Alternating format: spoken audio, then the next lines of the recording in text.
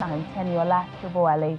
We begin in South Sudan, where rebel leader Riek Machar has returned to the capital, Juba, more than 2 years after he fled the country.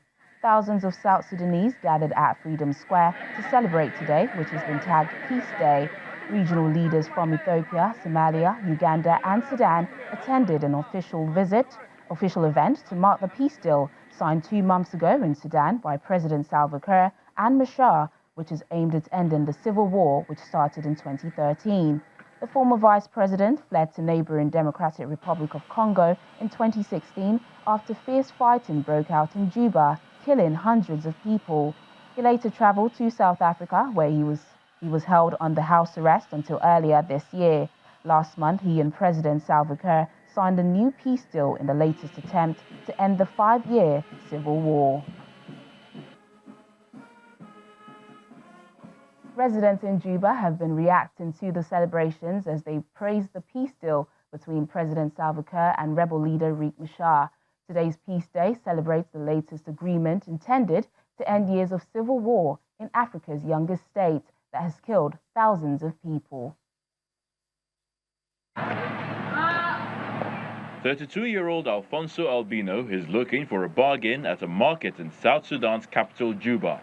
He's looking to buy an outfit he plans to wear on October the 31st, a day set aside in South Sudan to celebrate a recently signed power-sharing deal aimed at ending a brutal 5-year war. Alfonso is a member of Salam Junub, of Peaceful South Sudan, an organization that goes around Juba enlightening people on the need for peaceful coexistence amongst communities. He joined the organization earlier this year after returning from Uganda, where he had fled to escape conflict, and is hopeful that such initiatives can contribute towards the return of peace in his country. So we're expecting that after the celebration of the Peace Day that has been designed by the government, things will come to normal. Things will come to normal and everything will change. Rebel leader Riek Machar is in Juba for a peace celebration hosted by President Salva Kiir. He was last in South Sudan in 2016 after he was reinstated vice president under a short-lived peace deal agreed in 2015. This is a day where South Sudanese can come together, gather around and reflect, on why peace is so precious to all of us, especially with our background of the war, and we need to start talking and to cultivate a culture of peace. The East African nation gained independence in 2011, but has been torn apart by an ethnically charged civil war since late 2013. The violence forced a third of the country's 12 million people to flee their homes, as close as they could get to bases housing United Nations peacekeepers. Earlier this week, the World Food Programme said violence in South Sudan is blocking deliveries of food aid needed to stave off severe hunger in some areas, adding to evidence that a peace deal signed last month is not holding. Joining us now is an African Affairs analyst, Dr. Okuyo Okpala. Thanks for joining us on the program. Thank you again for having me. So many have said today marks a new beginning for South Sudan. Do you share this same optimism of the people celebrating today? Yes, I share the optimism, but then it's a cautious optimism because it offers a window of opportunity, another ray of hope, another opportunity for nation building, for trust building, for peace building, and for nation building. There is no alternative. And I think the people for having that window to start anew, to reboot and to reformat the relationship between the two antagonistic leaders is something that to celebrate. This isn't the first time a peace deal is being signed. What makes this one different from the past ones? Well, I think, sometimes people tend to have intention that, initially when the disagreement arises, most of the time people exaggerate their power, their ability to crush the opposition. Their anger and their emotions most of the time play the bigger role. But over time, you begin to remember that, look, everything doesn't depend on what I feel or what I want. And you begin to make a concession. True, there have been several failed attempts But there is no other way. No matter if you fail and fail, the best thing is to try and try again. And this time around, I think the regional powers, the president of Uganda, the head of state of Somalia, that of Ethiopia, all of them have been they are more involved. And I think, because the two combatants too have also sized them up sufficiently.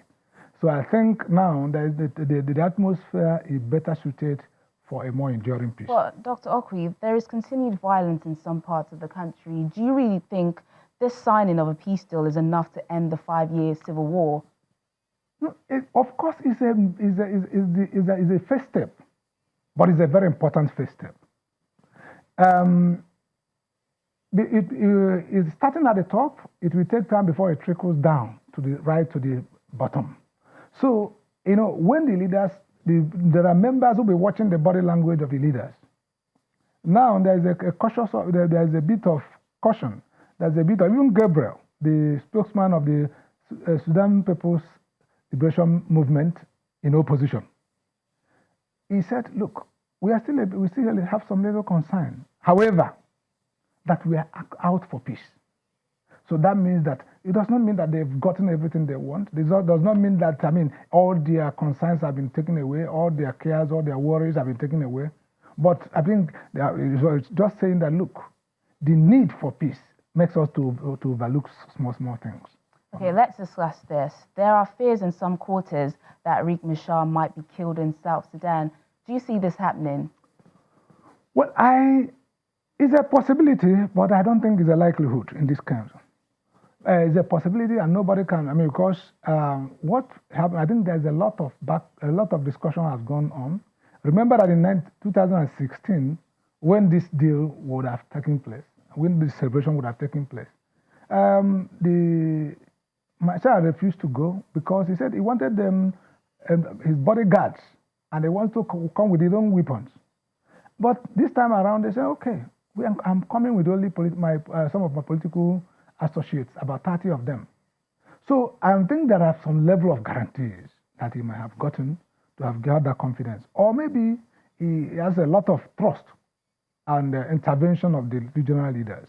So in as much as we cannot rule it out because things can turn either way, but then I think there's sufficient, I think it will not happen, and I pray it doesn't happen. Okay, so Riek Machar, part of the agreement is that he will become one of the vice presidents again. How do you see this going? Of course, it's good. It's very, very good because one, his being vice president means that he is part of government. Or because for him to be able to rein in his supporters, there must that impression that, look, we got something. And and then he will also be part of policy making and be part of nation building, trust building, because this agreement, like we said, is the first important step. Other steps we follow, and his being there, the person they trust being there, will help to have those who may need to be demobilized into civilian and brought back into civilian life can only agree to do that when they're saying that somebody who is speaking, somebody at the topmost level can protect them. We'll just have to see how it goes. African Affairs Analyst, Dr. Okwi Okwala, it's always a pleasure speaking with you. Thank you for joining us. Thank you so much. God bless you.